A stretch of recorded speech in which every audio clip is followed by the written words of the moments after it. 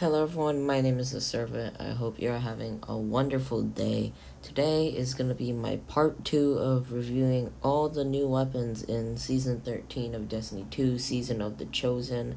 This includes, playlist weapons such as Trials, Iron Banner, Crucible, Gambit, Vanguard, along with the new Battlegrounds, activity weapons, and just new seasonal weapons as a whole. So I hope this is the third Axiom Legendary Energy Pulse Rifle. It's an adaptive frame, which means it shoots at 390 RPM. It has 54 range, 60 stability, 66 aim assist, and 74 recoil. Now, if we look at all the perks on this gun, it is, I would say a lot more PvE oriented, but you can use it just as well, I would say, in PvP. Now, for PvE, One for All, Dragonfly, Vorpal Weapon, Rampage, even Disruption Break are all good perks that you can use, and then something like Feeding Frenzy or Surplus would be your best bet. Now, if you want to use this gun in PvP, I would say Multi-Kill Clip, Head Seeker, or Rampage would be some good perks to pick up, along with Killing Wind or Surplus. Eternal Blazan is a legendary energy scout rifle in the lightweight frame, meaning it fires 200 rounds per minute. It does arc damage, so something to take note of. Now, if you scroll down, we do see the perks, not as much as a lot of the other guns that have come out for the playlist this season, but, that's still nice.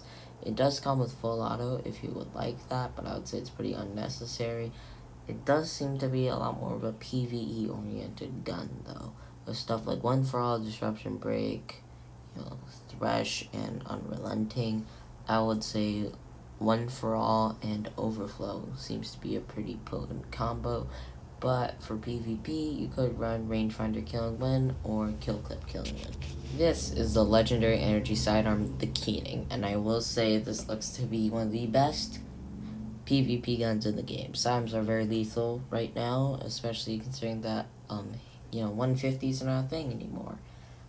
So the stats: 44 range, 65 stability, 55 handling, 83 aim assist, 99 recoil. It's just gonna make your shooting experience so smooth. If we scroll down, it's sad.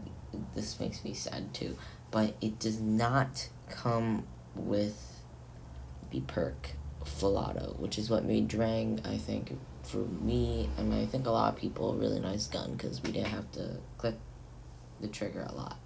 But anyways, for PvP, I would say in the first column, take whatever you like. I would probably be taking Multi-Kill Clip or Zen Moment, but in the second column is where, this is where the real nice perks come in. You can get like Slide Shot, Surplus, Rapid Hit, or what I will probably be taking myself, Threat Detector. When enemies are nearby, you get extra handling and stability. And trust me when I say the stability nearby an enemy with Threat Detector is so good.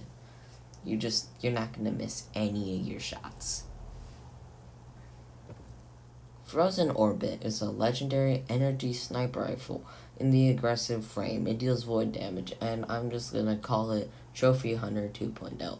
It does void, it's an aggressive, it's an energy, and it's just gonna be OP. It's got 75 range, 34 stability, 40 aim assist, 50 zoom, and 75 recoil. Now, if we look at the perks, it's a lot of perks, but if you can get the combination, you're going to be really golden.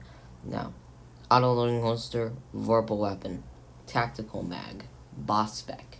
There you go. You're going to be doing a ton of sniper DPS, but if you don't want that triple tap, take it or leave it. Best combo in the game. But if you don't want a sniper for PvE, you can also run PvP with this gun pretty well.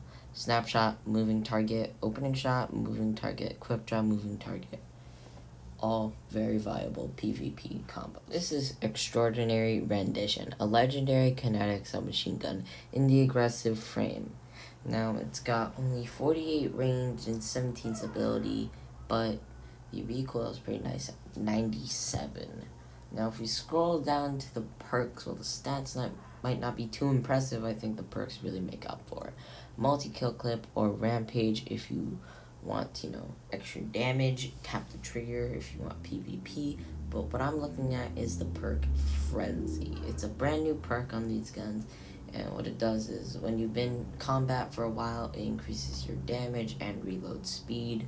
Pair that with overflow or surplus and you'll be really nice. You could also use one for all.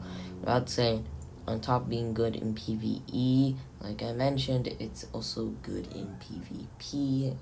In my opinion, tap the trigger surplus, tap the trigger Zen moment could be very lethal combos.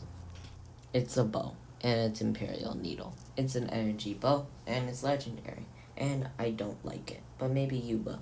It's got 49 accuracy, 48 stability, 80 aim assist, and 52 recoil. It does void damage, so, whatever. But here. Now, the perks, it seems a little bit more PvE oriented. You can get Wellspring or Swashbuckler. Swashbuckler is kind of nice to run in PvP, but it also works for PvE. You could also get the new Frenzy perk, kind of useful. Now, you can also get Killing Wind in the second column, but I would say that's the best perk there. But there is a new perk. I would say it's not the best on this gun, but definitely better on a different weapon. This is Impulse Amplifier. Massively increases projectile velocity and increases the reload speed. So I would say, Swashbuckler and maybe something like Impulse Amplifier or Killing Wind is your best bet. Far Future is a legendary energy sniper rifle in the adaptive frame. It's got 47 handling, 53 range, 53 stability. The aim assist is only 62, but it has 45 zoom, so if you can make it work, this could be like, Beloved 2. It also does solar damage. I would say Adored is better for PvP, but to each their own. Now, if we look at the perks, again, this is why there is no snapshot sights.